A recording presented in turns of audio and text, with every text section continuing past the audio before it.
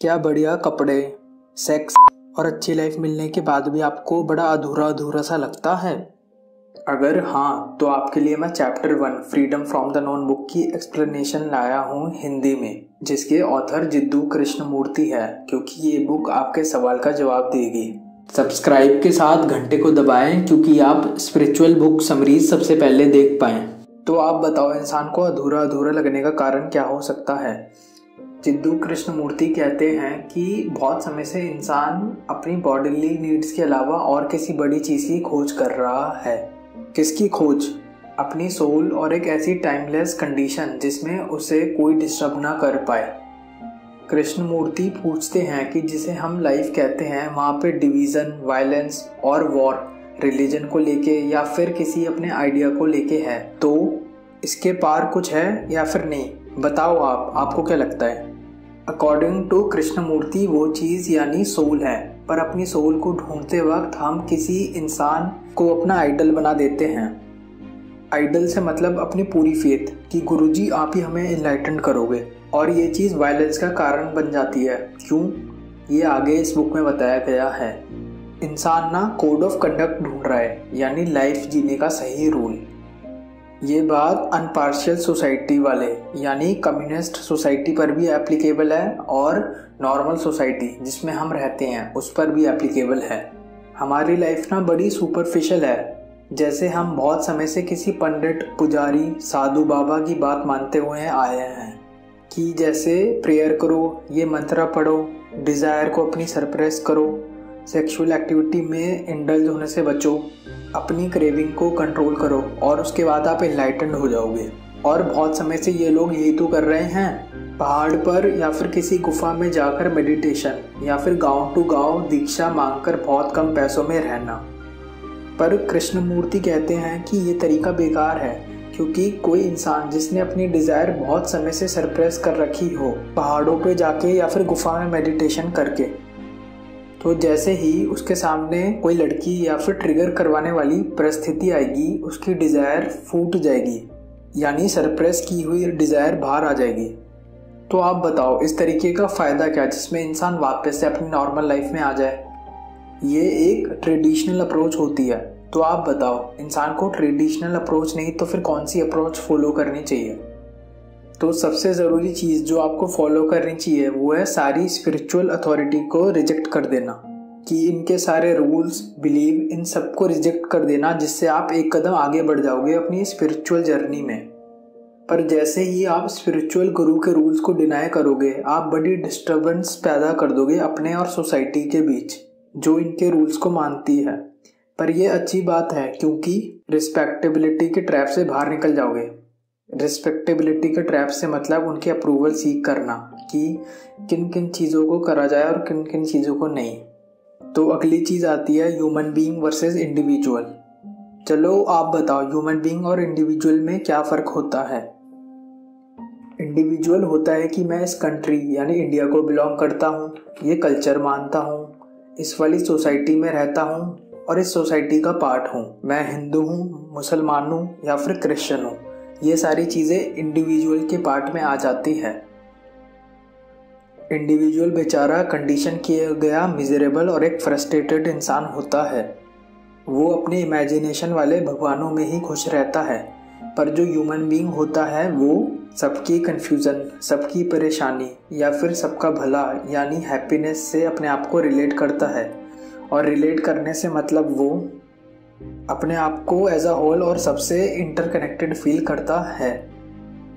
जो अगली चीज़ आती है वो है बैटल ऑफ एग्जिस्टेंस, यानी अपने आप को बचा कर रखने के लिए लड़ना। लड़ने से मतलब यहाँ पावर से है, जैसे मैं इतना अमीर हूँ, मेरे पे ये गाड़ी है, ये बंगला है। पोजीशन से है कि मैं सीईओ हूँ, मैं नेता हूँ। नाम, सक्सेस और फेम से भी है कि मैंने ये चीज़ें अचीव कर ली है। ये सारी चीज़ों के लिए इंसान बैटल करता है पूरी लाइफ। पर इन सारी चीज़ों को आप लाइफ कहते हो? ये लाइफ नहीं, कॉन्फ्लिक्ट यानी झगड़ा है, क्योंकि यहाँ पर हेट्रेड है किसी दूसरे की सक्सेस को देखकर, ओपोजिशन है जो हमें गिराना चाहते हैं, क्रुएल्टी है अपने झगड़े और अपने आइडिया को लेके। तो क्या ये एक बैटल नहीं अपने आप को सरवाइव करवाने के लिए? अगली चीज़ आती है नेचर ऑफ मैन, यानी आउटवर्ड चेंज। जो बाहर की फोर्स लगवा के आपको फॉलो करवाया जाता है, उसे इंसान के बेसिक नेचर पर तो ज़्यादा फर्क ही नहीं आया। कोई इंसान पहले रोड पे रेप करता था, पर अब एक्सटर्नल रूल्स के कारण वो किसी प्रोस्टिट्यूट के साथ अब लीगली रेप करता है। या फिर कोई टीचर जो घर के झगड़े की वजह से क्रिएट होने वाली फ्रस्ट्रेशन पहले स्कूल के बच्चों पे निकालती थी, और अब स्ट्रिक्ट एक्सट्रीम रूल्स के कारण वो फ्रस्ट्रेशन अपने ट्यूशन में निकालती है।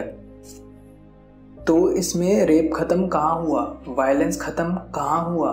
आपका क्या ओपिनियन है इस बात को लेकर, कमेंट में बताना। तो आप बताओ क्या तरीका होगा इस कंपटीशन, फियर और नेगेटिव चीज़ों को ख़त्म करने का? एक ही तरीका है इसे ख़त्म करने का कि हम अपने आप को एज अ ह्यूमन बीइंग देखें, ना कि इंडिविजुअल की तरह। इसका मतलब हम रिस्पॉन्सिबल है दुनिया में वॉर के लिए, क्योंकि हमारे अंदर मौजूद अग्रेसिवनेस की वजह से। अब आप क्या होगे कि हम रिस्पॉन्सिबल क्यों हैं, तो मैं आपको प्रूफ देता हूँ। एक साइंटिफिक स्टडी के अनुसार 1000 योगी को एक जगह पर भेजा और उनसे मेडिटेशन करवाई, तो वहाँ के क्राइम रेट्स बहुत कम हो गए। तो अगर 1000 लोग क्रुएल्टी और वायलेंस शो करेंगे तो वहाँ के क्राइम रेट्स नहीं बढ़ेंगे क्या? तो क्या इनडायरेक्टली आप तो रिस्पॉन्सिबल नहीं इस दुनिया में वॉर और वायलेंस के लिए?